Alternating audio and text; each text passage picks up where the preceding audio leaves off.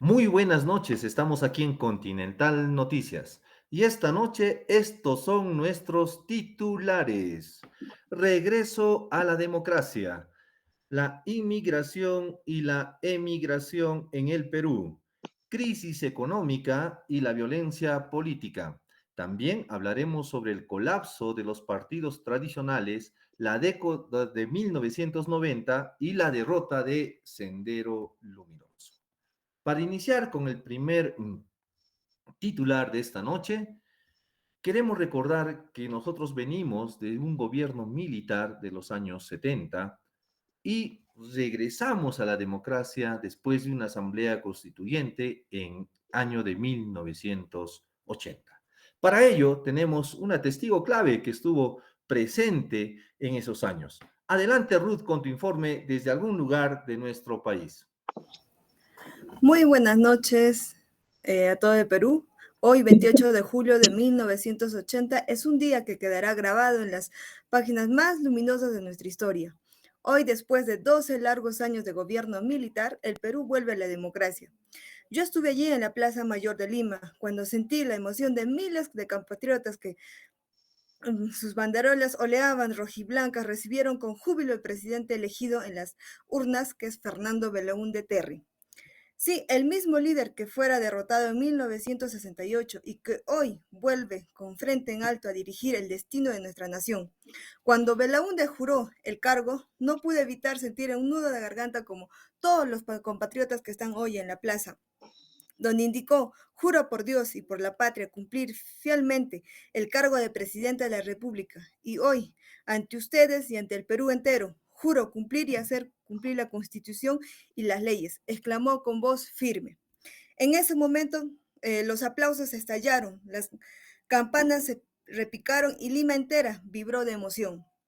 Acto seguido, el presidente anunció que su gobierno defendería las libertades públicas, impulsaría la descentralización y respetaría los derechos humanos, por el cual aquí se respira esperanza en el futuro en nuestro país. Desde esta tribuna digo hoy, volvimos a ser dueños de nuestro destino. Que viva el Perú libre y democrático. Adelante, estudios. Que vive el Perú, Ruth. Pero creemos que no fue suficiente regresar a la democracia. Habían problemas todavía en nuestro país a nivel interno, los cuales generaron dentro de nuestra latitud, primero, la inmigración. Esa, ese problema, conflicto político, generó que mucha gente de la sierra empiece a emigrar a la costa, a ciudades como Arequipa, Lima, San Martín y otras. Pero también la hiperinflación del gobierno de Alan García generó en la gente que vivía en Lima a poder buscar otras formas de democracia. Por ello, emigraron hacia países como Estados Unidos, a España, a Italia, a Francia y a un país vecino que era Chile. Creo que el problema que generó esta situación fue que mucha parte de la sierra se despobló, no había quien trabajara la tierra, que gracias a la reforma agraria volvió a los campesinos, pero también en las grandes ciudades las empresas quedaron no en buen funcionamiento por la emigración de la gente que vivía en la parte de la costa. Pero para poder seguir hablando sobre nuestro país, también tenemos a nuestro amigo Álvaro, quien nos va a contar sobre la crisis económica y la violencia política. Adelante, Álvaro, desde algún lugar de nuestra querida patria. Buenas noches, Jaime. Buenas noches, televidente.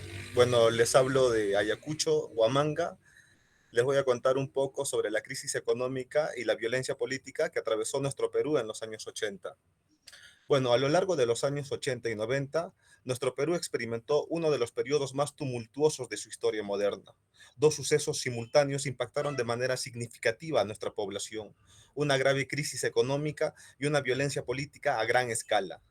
Durante la década de los 80, la economía del Perú experimentó un severo declive. El país se vio confrontado a elevados índices de inflación, crecimiento del endeudamiento externo y disminución de las reservas internacionales, como también la disminución de la ocupación laboral y crecimiento de la pobreza.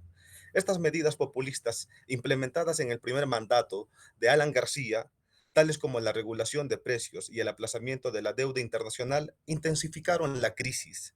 La economía se descontroló y el Estado peruano perdió la habilidad para cubrir las necesidades fundamentales de los ciudadanos. Al mismo tiempo, emergieron movimientos bélicos de inspiración marxista, tales como Sendero Luminoso, establecido por Abimael Guzmán, quien inició su rebelión en 1980, proveniente de Ayacucho. A su vez, hubo otro movimiento revolucionario, el MRTA, aunque de menor influencia, también participó activamente durante esa década. Los dos grupos intentaron derrocar al Estado a través de la guerra. Como respuesta, el Estado peruano aplicó tácticas contra insurgentes que resultaron en serias infracciones a los derechos humanos, particularmente en áreas rurales como los Andes. La violencia política provocó un ambiente de inseguridad que impactó en la inversión, la producción y la capacidad del gobierno. La combinación de ambos elementos llevó a una crisis multifacética que resultó en más de 69.000 víctimas mortales y dejó profundas repercusiones sociales e institucionales. Doy pase a estudios, Jaime. Nos dejas con una gran reflexión, Álvaro. Creemos que el haber vivido en esta violencia política generó en la población no creer en partidos como el APRA, como Acción Popular. Y para que nos cuente lo que sucedió en estos años, tenemos a Marlene, desde algún punto de nuestro país, quien nos va a hablar también sobre la derrota de ese gran enemigo que tuvo el Estado, Sendero Luminoso. Adelante, Marlene. Bien, Jaime, buenas noches, estimados oyentes. Bueno, vamos a presentar un recorrido de nuestro Perú profundo en los años 90, el colapso de los partidos autoritarismo, democrática e inclusión. Durante las últimas décadas del siglo XX, los partidos políticos tradicionales del Perú enfrentaron una profunda crisis de legitimidad. El desprestigio y la corrupción golpearon fuertemente a organizaciones como el APRA, Acción Popular, acusados de estar desconectados de la ciudadanía. A ello se sumó el avance del terrorismo de Sendero Luminoso, que debilitó aún más las instituciones políticas tradicionales. La violencia de Sendero Luminoso y la crisis económica agravaron la situación, debilitando aún más el sistema político. A finales de los 80, los partidos tradicionales del Perú se enfrentaban a una crisis profunda debido a la corrupción y su desconexión con la necesidad de la ciudadanía. Asimismo, en el año 1990, Alberto Fujimori, un outsider sin experiencia política, llega al poder prometiendo cambios drásticos y